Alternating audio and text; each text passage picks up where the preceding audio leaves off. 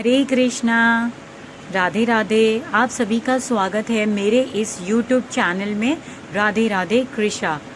आज का मेरा ये वीडियो हम बात करेंगे आने वाली परम पावन पुरुषोत्तम मास की कमला एकादशी के बारे में, जो 13 अक्टूबर 2020 मंगलवार के दिन आ रही है। सब्सक्राइब करें मेरे चैनल को राधे राधे कृष्णा और बेल आइकॉन को टैप करें मेरा वीडियो सबसे पहले देखने के लिए। साथ ही लाइक कीजिए और शेयर कीजिए मेरे वीडियो को। अधिक मास को श्री पुरुषोत्तम भगवान ने अपना नाम देकर सबसे उत्तम मास बनाया है, इसलिए अधिक मास अपने में ही बहुत ही फलदायी है। इस मास में पूजा विधि, दान, जाप और फल बहुत ही लाभदायी होता है। भगवान विष्णु को एकादशी बहुत ही प्रिय है, मैं आपको हमेशा कहती हूँ। तो अधिक मास में आने वाली एकादशी का व्रत, पूजा विधि करने से साधक विष्णु के प्रिय हो जाता है और उन पर विष्णु भगवान की कृपा सदैव ही बनी रहती है। साधक को मोक्ष की प्राप्ति भी होती है।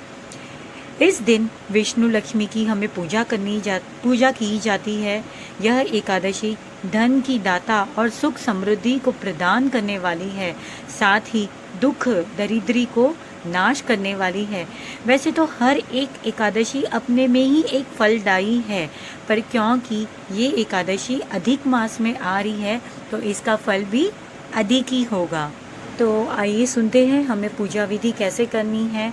ऐसे तो मैंने अपने हर एक वीडियो में बताया है कि एकादशी का व्रत और पारण किस प्रकार करना है। तो ये व्रत का भी नियम उसी तरह है। हमें दशमी तिथि से ही पालन करना है। दशमी तिथि को ही हमें शाम को सात्विक खाना ग्रहण करना है और अगले दिन सवेरे जल्दी उठकर हमें सारे घर में गंगा जल का छिड़काव करना है। मंदिर की सफाई करनी है। हमारे पास जो भी विग्रह हो, विष्णु विग्रह, लड्डू गोपाल, राधा रानी, जुगल जोड़ी, जो आपके पास विग्रह हो, उन विग्रह का हमें पंचामृत से सुंदर स्नान कराना है। स्नान आदि करा के हम उन्हें सुंदर पोशाक पहनाएंगे, बढ़िया सा श्रृंगार करेंगे। हम हो सके तो पीले या सफ़ेद या केसरी कपड़े का प्रयोग करेंगे भगवान के लिए। उसी कपड़ों वो पोशाक पहनाएंगे। हम उन्हें पोशाक पहनाने के बाद हम फूल अर्पित करेंगे और फूल अर्पित करने के बाद हम उनकी प्यारी तुलसी दल उनको अर्पित करेंगे।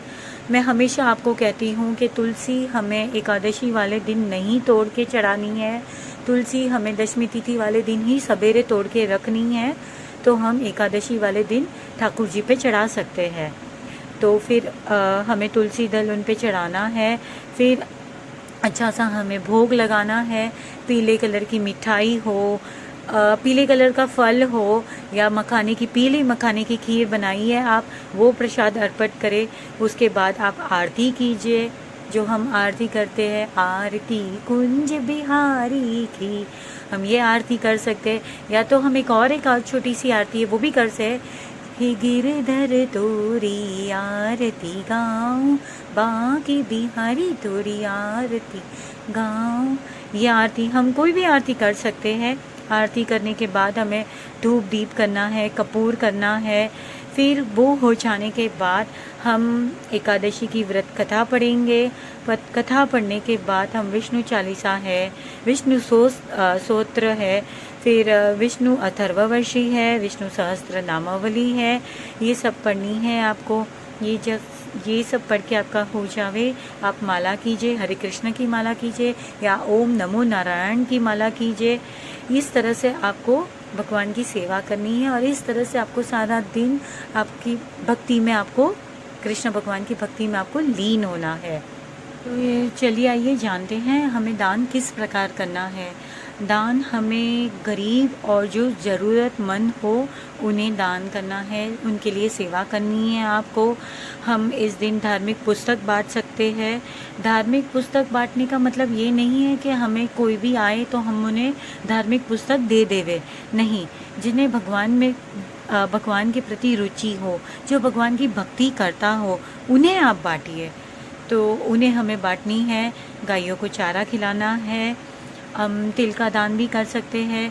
फिर हमें व्रत का पारण किस प्रकार करना है। अगले दिन सवेरे उठ के हमें अपनी मंदिर की जिस तरह से हम सेवा करते हैं उसी तरह करनी है।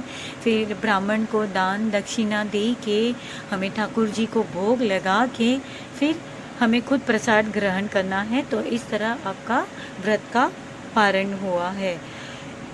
इस पुरुषोत्तम मास में अगर हम इस पूरे महीने व्रत नहीं कर सकते हैं तो हम ये लास्ट के, मैंने आपको बताया था कि हम 5 व्रत भी कर सकते हैं, जैसे 2 ग्यारस है, एक अमावस है, एक पूनम है, इस तरह करके, और पहला एकम का व्रत। तो इस तरह करके हम वो 5 व्रत कर सकते हैं। अगर वो भी हमारे छूट गए हो तो हम लास्ट के 5 दिन के व्रत कर सकते हैं, जिसे पंचरात्रि व्रत कहा जाता है।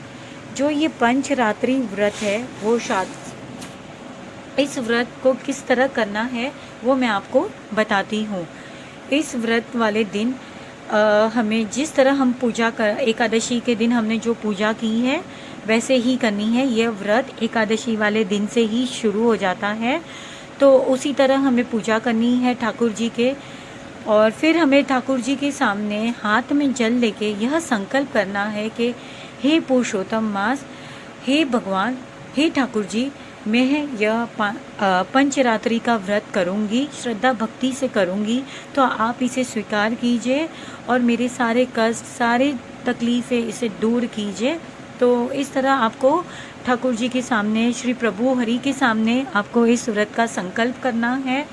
तो ये एकादशी का व्रत वाले दिन से ही यह व्रत शुरू हो जाता है। तो आप मान लीजिए 13 अक्टूबर से लेके ये व्रत 16 अक्टूबर तक रहेगा, क्योंकि त्रयोदशी और चतुर्थी साथ में है। तो ऐसे तो यह व्रत 5 दिन का होता है, लेकिन एक व्रत साथ में होने की वजह से ये व्रत हो गया है 4 दिन का। तो यह इस तरह से आपको यह पंचरात्रि व्रत करना है, जो बहुत ही महत्व है। इस व्रत का बहुत ही महत्व है और बहुत ही फलदायी है। आप सच मानो, यह व्रत का फल आपको अधिक मिलेगा। फिर इस व्रत का पारण आपको किस तरह करना है? अगले दिन आपको ब्राह्मण को भोजन करा के, आपको ब्राह्मण को भोजन भी फलाहार का ही कराना है। आपको भोजन करा के दान दक्षिणा देकर आपके व्रत का पारण करना है। आपको इस व्रत में, जो ये पंचरात्रि व्रत मैं बोल रही हूँ आपको, इस व्रत में आपको अन्न का ग्रहण नहीं करना है। आपको फलाहार एक टाइम संध्या के समय भोजन करना है। तो इस तरह से यह पंचरात्रि का व्रत किया जाएगा। तो आशा करती हूँ आप सभी लोग इस पंचरात्रि का व्रत तो ज़रूर करोगे। अगर पंचरात्रि का व्रत नहीं भी कर सकते हो तो मैं ज़रूर उम्मीद करूँगी जो मेरे सब्सक्राइबर हैं, जो इस कृष्णा के फैमिली वाले हैं, वो एकादशी का व्रत तो ज़रूर करोगे। आप सभी से रिक्वेस्ट भी करती हूँ कि प्लीज़ आप सभी लोग एकादशी का व्रत ज़रूर से कीजिए। और उम्मीद करती हूँ आप सभी को मेरा ये वीडियो बहुत पसंद आया होगा। तो धन्यवाद। राधे राधे।